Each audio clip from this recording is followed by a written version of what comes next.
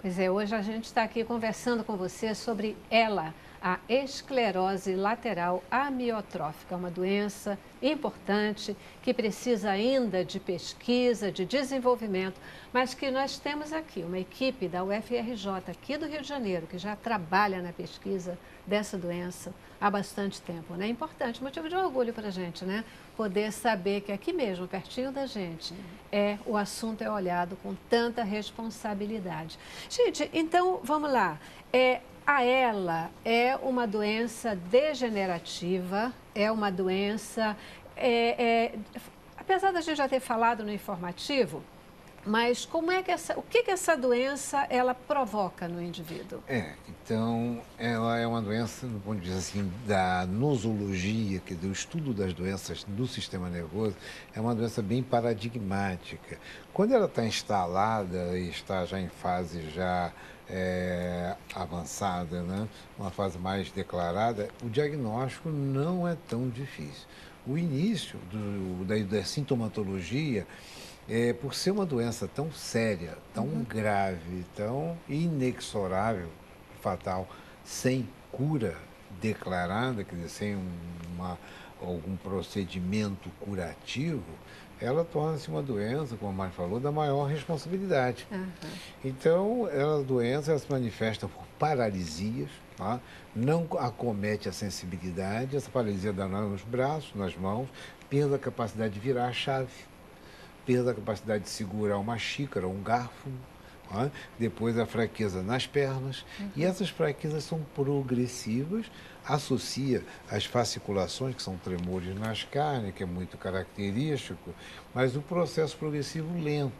Então, no curso de 1 ano a 2, esses sintomas vão se instalando, levando depois para uma dificuldade para deglutir, por atrofia da língua, o músculo da língua, a dificuldade para respirar, ou por problema do diafragma, ou problema de musculatura, e depois de fala. Então, essa sintomatologia se instala de maneira progressiva.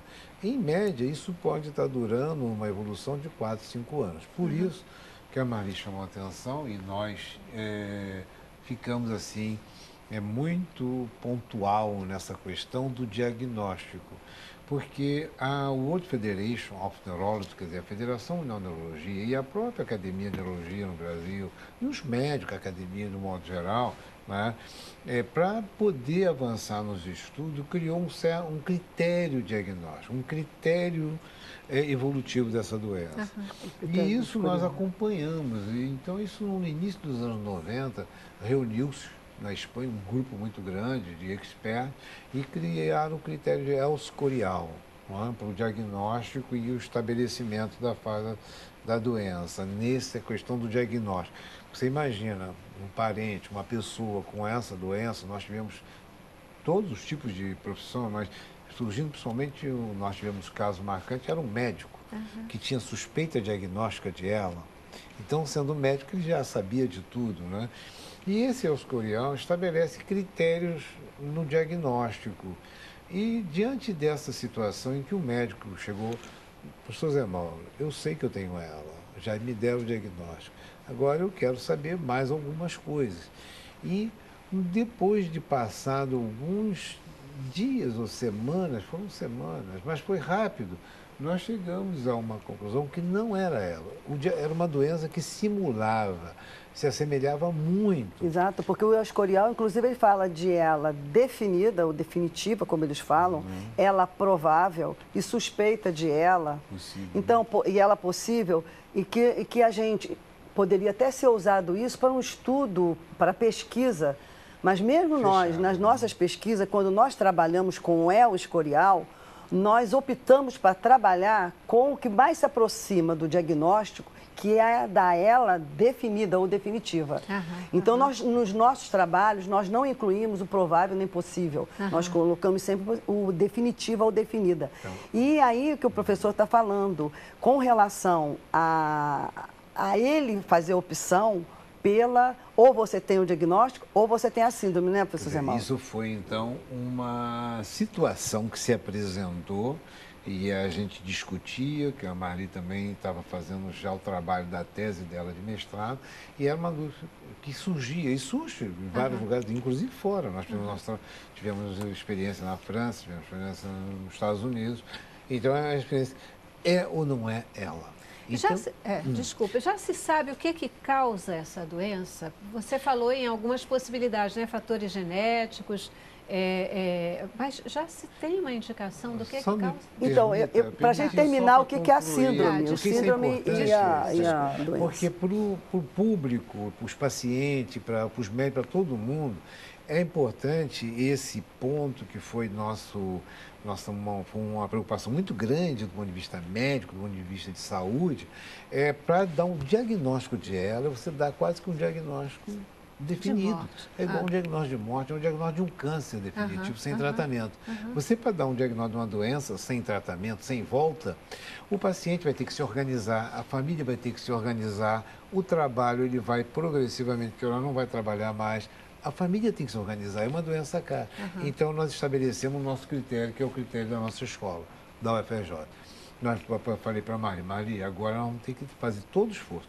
Ou a gente dá um diagnóstico de ela e com todas as garantias possíveis, lógico, da imagem. Quando nós não tivermos certeza, nós vamos dizer que é uma síndrome de ela. Ou uma síndrome de doença do neurônio motor. Porque o próprio paciente tem uma ansiedade de saber. Os médicos cobra isso da gente, quer o diagnóstico. Lógico. Porque, por exemplo, tem muitas doenças que mimetizam a ela. São várias doenças. Então, nós não temos um exame que defina, é uma doença, o diagnóstico é clínico. É clínico. Você tem que ter experiência, você tem que fazer o exame neurológico. Clínico significa que é o médico que ele vai definir isso a partir do que ele percebe. E que não existe um exame que seja patológico, não existe um exame... Um marcador que você tenha certeza, específico, então, e com sensibilidade e especificidade para ela. Por isso a experiência clínica e por isso aqui a importância desse programa é da criação de centros ou de ambulatórios em que haja pessoas que tenham uma experiência vivida para dar um diagnóstico clínico e conduzir o atendimento, os cuidados. E o outro aspecto é o diagnóstico precoce. Quanto mais cedo é o diagnóstico, melhor as intervenções para minimizar os agravos e melhorar a sobrevida e, sobretudo, a qualidade de vida. Gente, eu só queria fazer uma observação assim, da importância daquilo que vocês estão colocando aqui agora, né? Da questão do diagnóstico, da afirmação de que alguém tem essa doença, porque é muito sério você diagnosticar uma doença dessa que a pessoa não tem saída. E muitas vezes, quando as coisas começam a surgir, doenças começam a aparecer, talvez a gente tenha pessoas irresponsáveis que, por detalhes ou por não conhecer, não afirmarão que é uma síndrome, né, que parece que é um caminho, mas já vão dizer que é a doença. E muitas vezes isso pode até desestruturar de tal forma uma pessoa que ela não consegue sair disso e ter a sorte ou esperar uma situação como a do professor que o senhor citou, que nem tinha doença, né? Mas com o tempo. Você imagina e exatamente quando a gente vai fazer o diagnóstico, que nós também usamos exames bem caros, nós usamos muito a eletroneuromiografia, que é um exame que ajuda a diagnosticar o segundo neurônio, porque são dois neurônios, que é o primeiro e o segundo. Então, nós estudamos o segundo neurônio, pelo menos isso nós temos como auxílio no diagnóstico, é a eletroneuromiografia.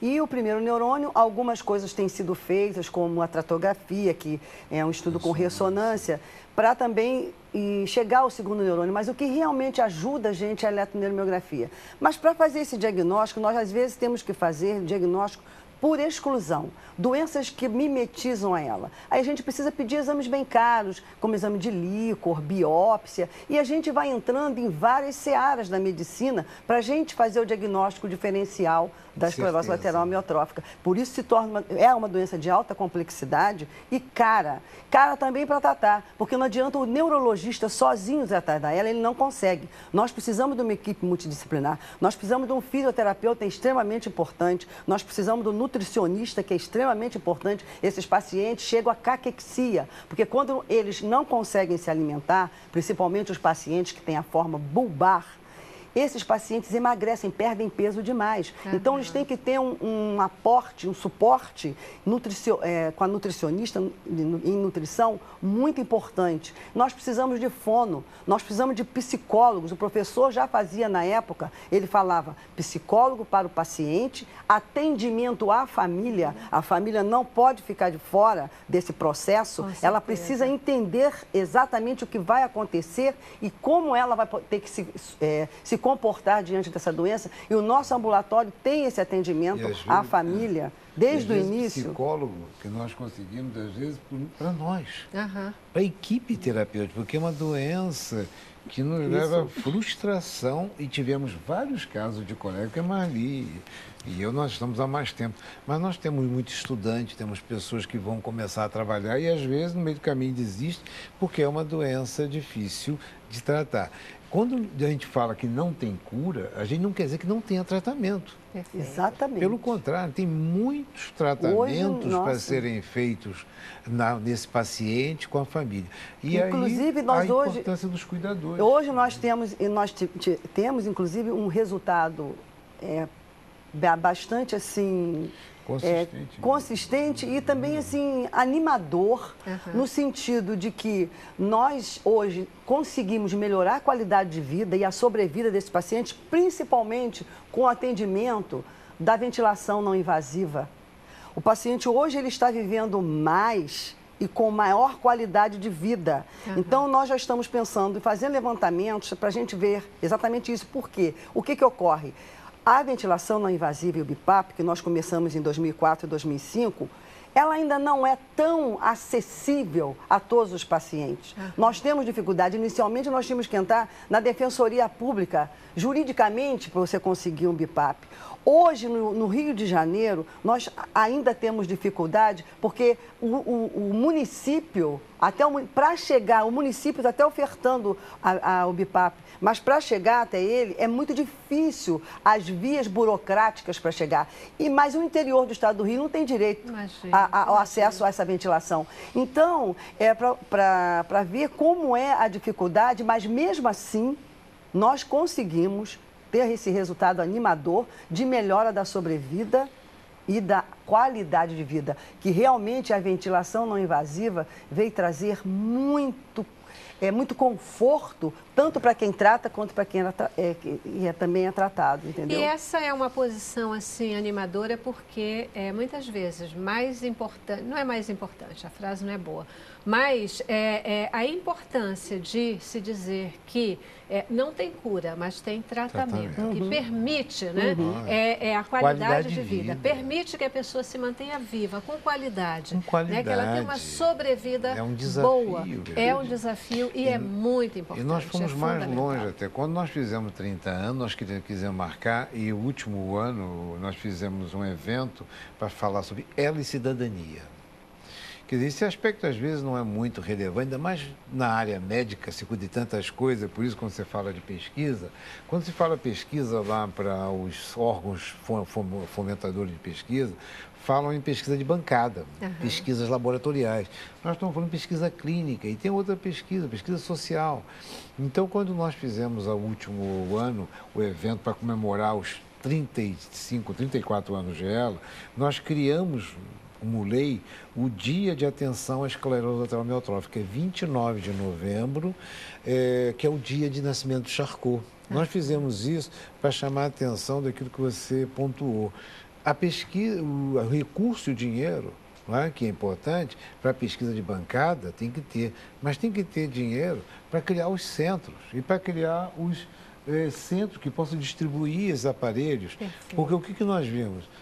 Hoje nós podemos dizer, com essa longa experiência, que a sobrevida em tempo chega a dobrar, coisa que medicamento nenhum testado até hoje na ela conseguiu.